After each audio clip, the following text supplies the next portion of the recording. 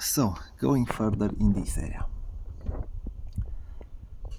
I discovered, and that's why I labeled here, because I thought this should be based on their position, and they should be the wires for Hare Tortoise switch instead of this nice mighty audio wire.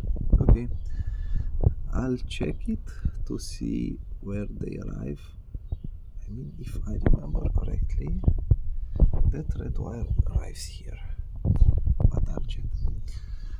Then we have these wires based on their connector, should go to pressure, hydraulic pressure sensor, and then here we don't have anything for a filter clog switch, and then there's another vacuum switch, something like that I found online, so they should be linked somehow with a wire, blue wire, as I saw in the manual. But I'll had to do this connection all by myself because I didn't even saw how this is looking. Okay, that's for that.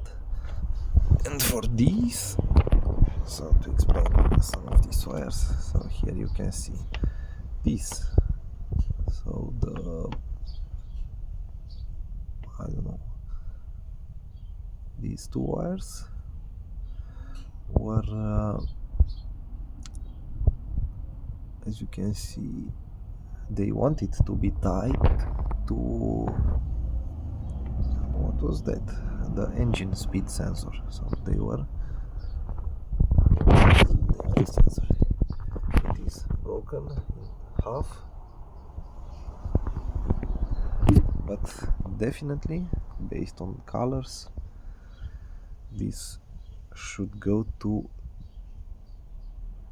or at least I guess, rear PTO sensor. And for speed sensor, which is somewhere there in the back,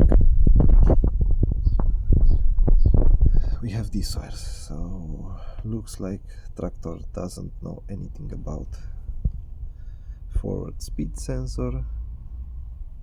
It had I don't know how this can work. So the engine speed sensor was sending information to rear PTO sensor. I guess based on color. This is my assumption, because in my manual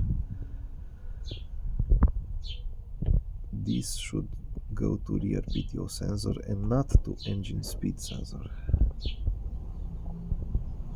Okay, and besides this,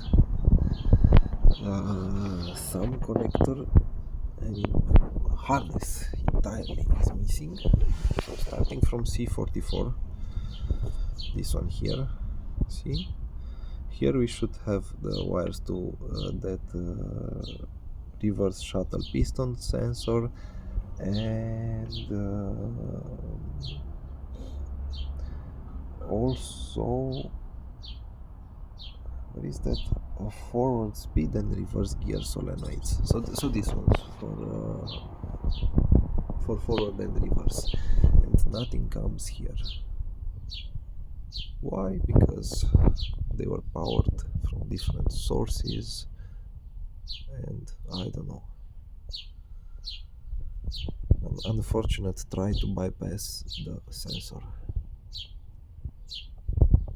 Okay, I would say that this is it for this part of the tractor. A part of hydraulic oil losses from all sides. Now I'll switch to interior, because here other stuff waits for us. Let me go in the other side.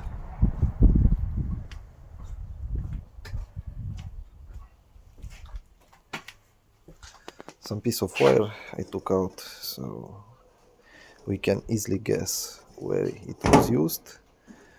It was there, near cluster, so very long wire, unnecessary, I would say, due to voltage drop over it. You can see here these connectors, not the happiest solution to let them like this, having power, but that was it. I just took them out and I'll use some better approach, I would say. Okay, now here. As I got to know when I took the tractor, there was specifically some fuse which was burning. And I discovered that this is the fuse for, guess what, Autotronic. Somehow they fixed it. It doesn't blow anymore. But yeah, you don't power up the ECU, so it doesn't blow. Okay, now I found it. Everything should be good here on the interior part. So I checked all wires. I'll have to add